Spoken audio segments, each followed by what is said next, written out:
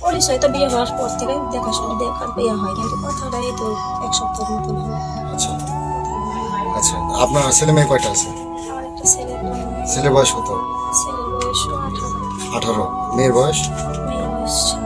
7। তাহলে এই কথার ছোট ও যেগুলো বললো সেগুলো কি সত্যি? হ্যাঁ, আপনি ডাকছেন ওকে? আমি ডাকিনি, আমি ফোন ও দিছে, তখন আমি আবার ফোন দিচ্ছি, আমি মানা করেছি যে ভাই আসিস না, এই জায়গাতে আসিস না, আসলে সমস্যা হবে, আসিস না ভাই। তখন বলছে না ভাবি আমি যাবো, আমি যাচ্ছি, আমি যে না ভাই তুই আসিস না, এরকম করে কথা বলেছেন। ফোন কাটা দেওয়া সারা উনি আসা সারা, তারপরে আমার স্বামী আবার আসিছে, মানে 1-2 মিনিটের ব্যবধানের ভিতর এরকম হয়ে গেছে।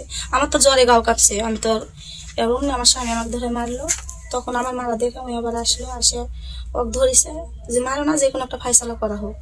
তাহলে আমি তাও বলেছি আমি ভুল করে ফেলছি, আমাকে এরকম করো না, শুনবে না। তা আপনি কি চাচ্ছেন এখন? এখন আমি যাচ্ছি এনার সাথে যাবো। এনার সাথে যাবেন? হ্যাঁ, এই তো আপনার চেয়ে বয়স অনেক ছোট। তো হলে কিছু করার নেই। আপনার বয়স কত এখন? কত হবে, 30 30 হবে। হতে পারে। 30 হতে পারে।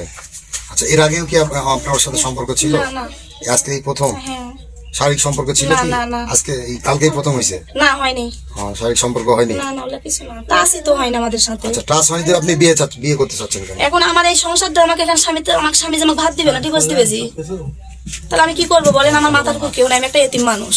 আচ্ছা, আমার স্বামী এখন আমাকে এই ভাতই দিবে না, মানে থুবেই না, এক কথা। তাহলে সেটা আগে আপনার ভাবা উচিত ছিল। ওটাই তো আমার ভুল, ভুলটা তো আমার ওই জায়গাতেই। রাতে জ্বরের ওষুধ যখন চাইছেন তখন আপনার না আমি চাইনি ওষুধ, আমি চাইনি, তাহলে এই আমি ওষুধ বলতেছেন যে- খাসি, আমার এখানে ওষুধ আছে, এই যে আমি ওষুধ দোকানে থেকে আনে খাসি।